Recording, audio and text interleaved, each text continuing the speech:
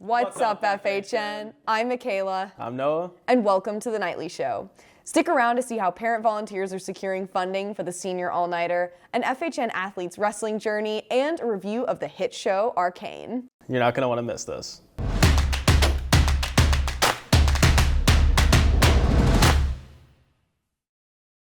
Starting with some feel-good news close to home, the International Institute of St. Louis, along with Operation Food Search, opened up its first food pantry for residents and refugees in the area. The food pantry is open Mondays from 1 to 4 p.m., providing goods from hygiene products to fresh fruits and vegetables to packaged foods, even with halal options. Feeds about 40 families weekly. The goal of the new food pantry is to target food insecurity in the St. Louis region. No requirements have to be met to be eligible, accommodating those coming to America from another country. New experiences are all around, including at FHN. Courtney Flamm's drawing class finished up a new, trickier medium to work with, charcoal. For more on how charcoal art works and the difficulties it presents compared to other materials, here's a video by Aerilyn and Mia Oldani. Charcoal has many uses. You could use it for a barbecue, you could find it in your stocking, or you could be like Miss Flamm's art class and use it for charcoal drawing. Charcoal drawings sound simple, but they require various tools and techniques. For charcoal, you actually need a lot of things. So there's a variety of charcoal. There's white charcoal, there's compressed charcoal, there's vine charcoal. We also need blending stumps, and then surprisingly, most people don't realize you need sandpaper to clean off and rub the blending stumps. It also helps to have a kneaded eraser, not a regular eraser, because it helps you clean the eraser when you knead it. Well, when we use charcoal, it gets all over your hands and it's very messy. It's kind of hard to get just the way that you want. Got to use the blending stick a lot. It's pretty difficult because it's messy. It gets literally everywhere. Just with how much blending it takes, and also like, blending's kind of hard, so yeah. Charcoal takes practice. I wouldn't say it's easy. For some people it comes easier. For some people it's really messy.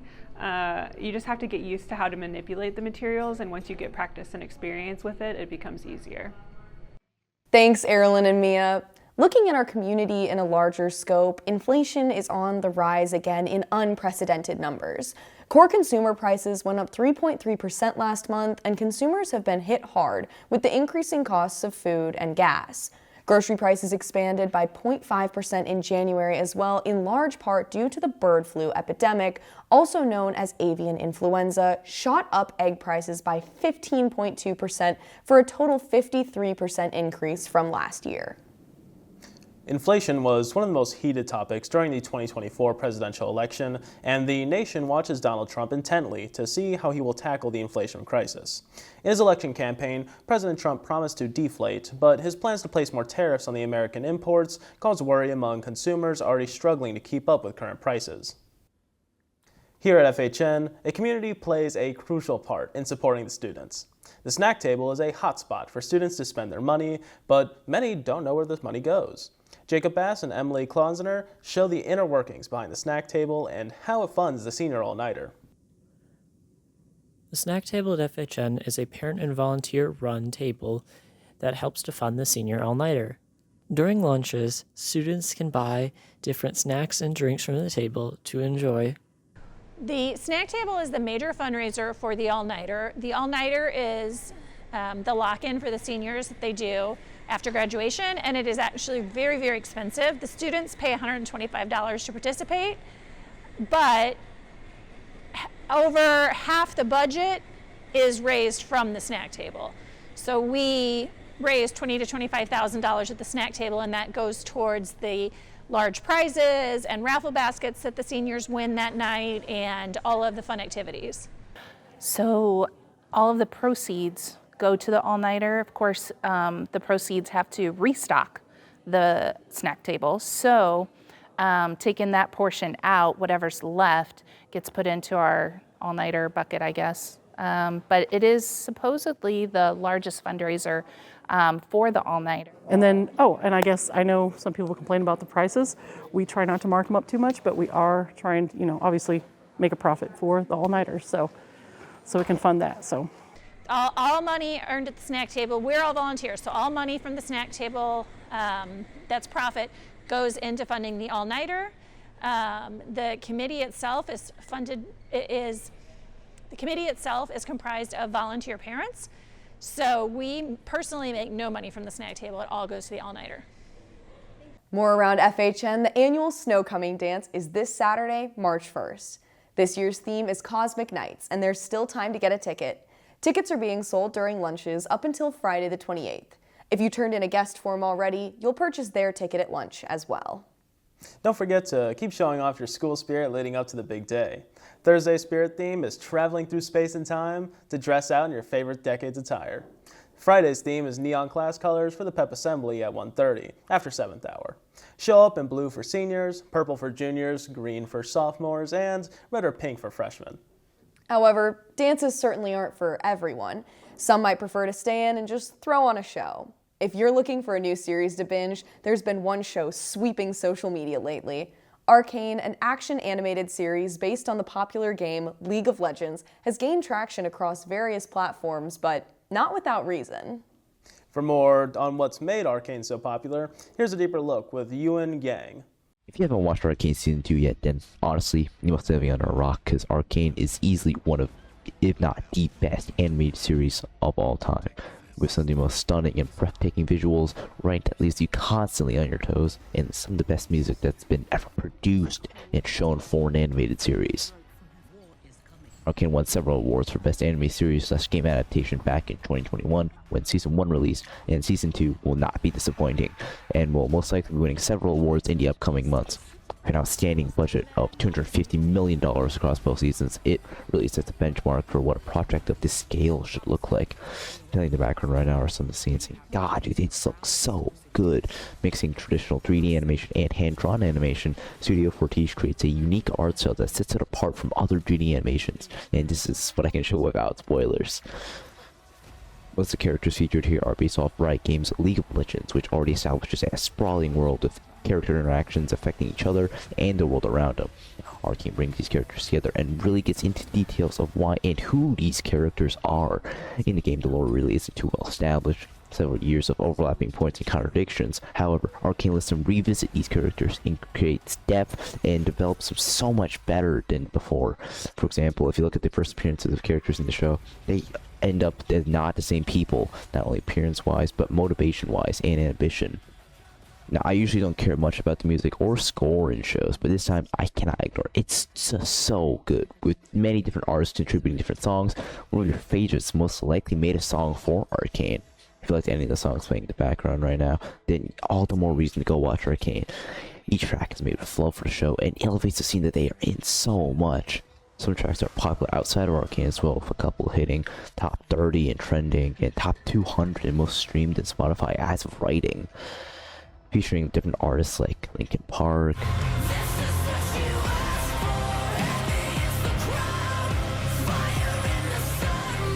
21 Pilots,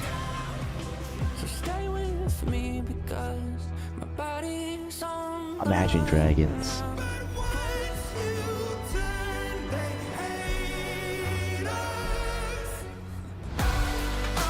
Stromae,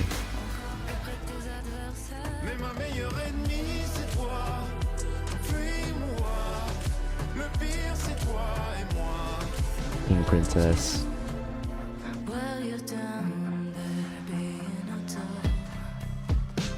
and so many more. It's just no wonder that Arcane can do such a great job with music. If this isn't convince you to go watch Arcane, then I don't know what else I can do for you, because you are just missing out. You should go watch Arcane, go play League of Legends, and go play TFT, because what Riot Games and Studio Fortiche has created here is something truly special. Thanks, Ewan. In pop culture, one unexpected death has been taking over headlines. Duo, the mascot of the world's top language learning app, was announced to be dead, with a statement on Duolingo's X account. Other major companies, games, and celebrities tagged in to pay their respects, including Halo, Squishmallows, Dua Lipa, and even the World Health Organization. Duolingo's posts have jokingly pointed fingers at Canadian rapper Drake and Elon Musk's Cybertruck for the sudden passing. Hopefully you've done your Spanish lessons, because Duolingo later announced that this would not be the end of Duo, reminding audiences of the Mr. Peanut rebrand similar to the marketing stunt from 2020. No matter who is responsible for the death of this beloved mascot, its announcement reeled in heaps of publicity for the popular app. Language apps can be a great way to learn, but they may not be able to replace a quality teacher. At a time when educators are held to the highest standard and more eyes are on schooling than ever, Harper Schneider discusses the teacher shortage and how to address the problem. Our public schools are at a breaking point. According to the National Center for Education Statistics, currently as many as 20% of schools in America face severe teacher shortages, leaving children without the educators they deserve.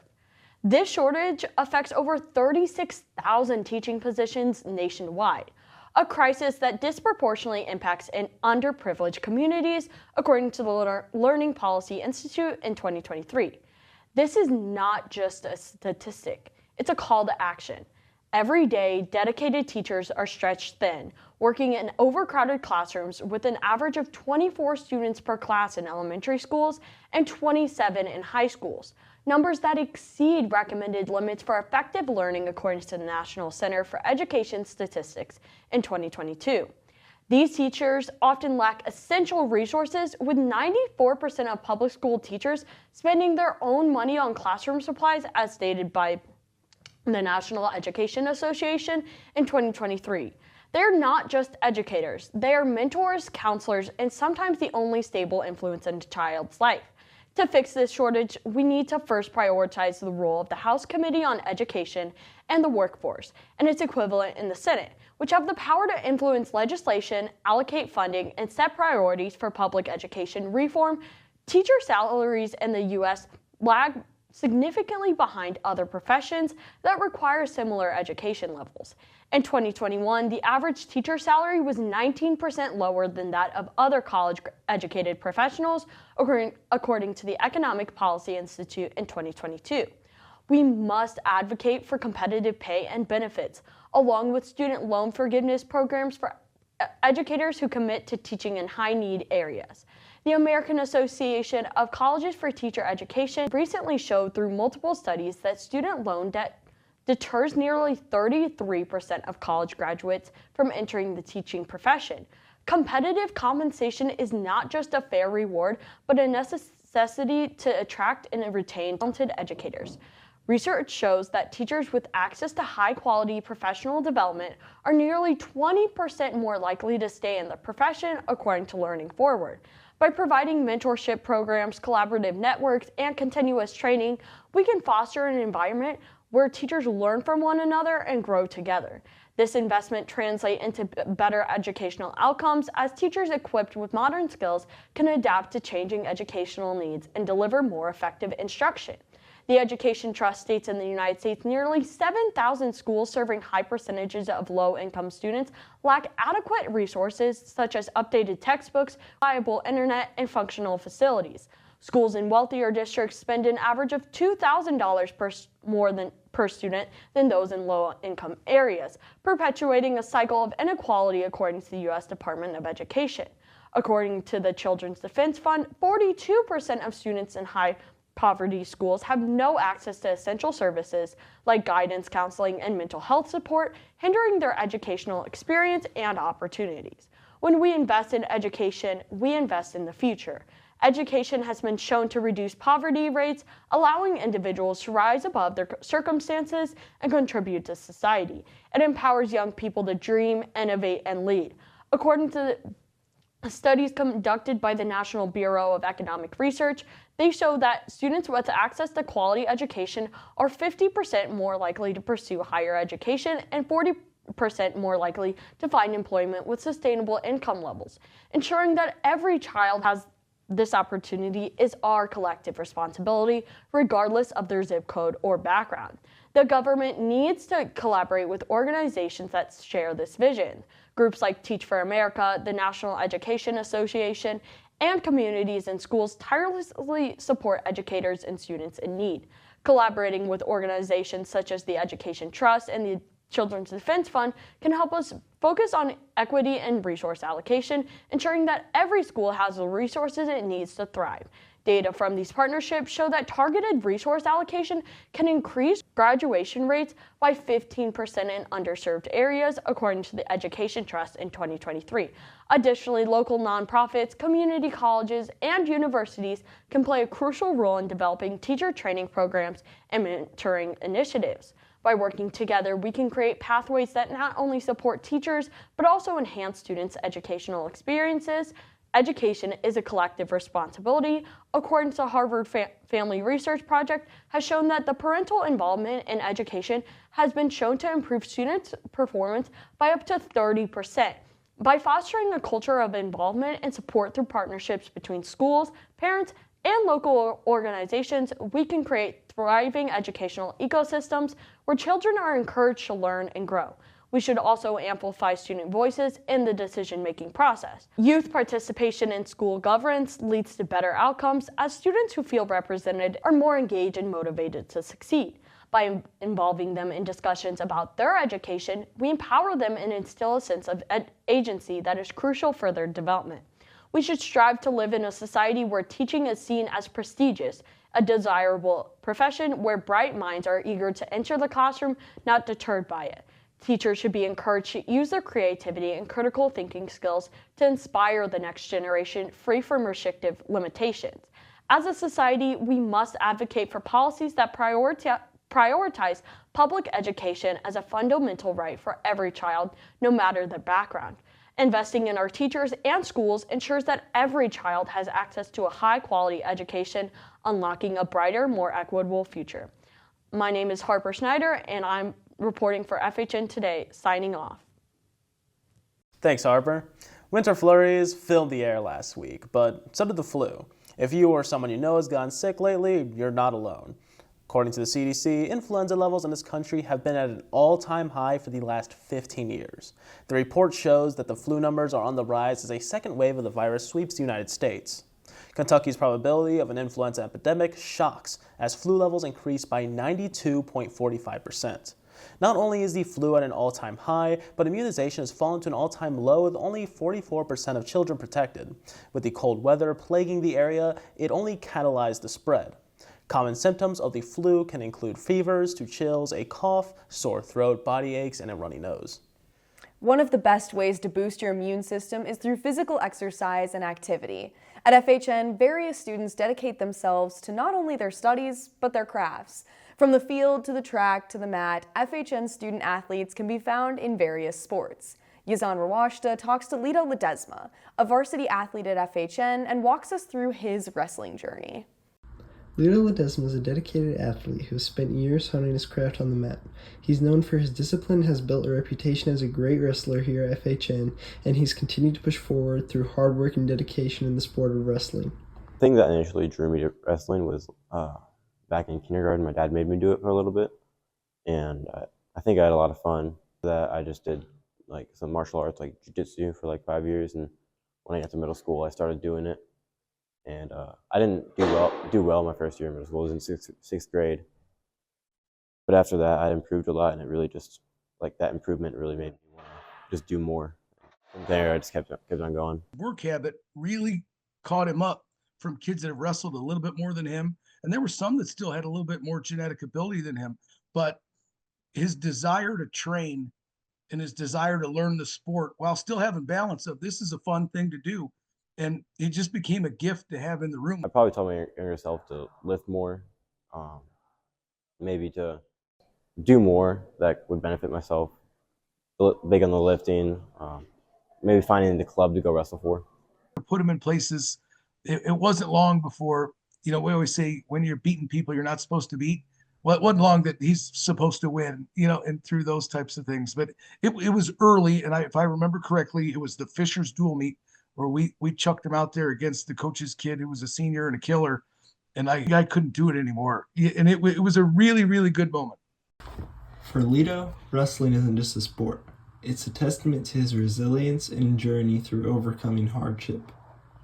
I think my most memorable win was probably most recently when I had to wrestle against a person who a kid who got third at state last year, and I was down the whole match, and then I ended up out wrestling him towards the end, and I pinned him. Thanks, Yazan, and thank you for watching this episode of The Nightly Show. Make sure to follow us on @FHNtoday at Instagram and TikTok, and subscribe if you haven't already. If you enjoyed this episode, make sure to leave a like and leave a comment down below about what stories you want to see covered next episode. Once again, I'm Noah. I'm Michaela, signing off.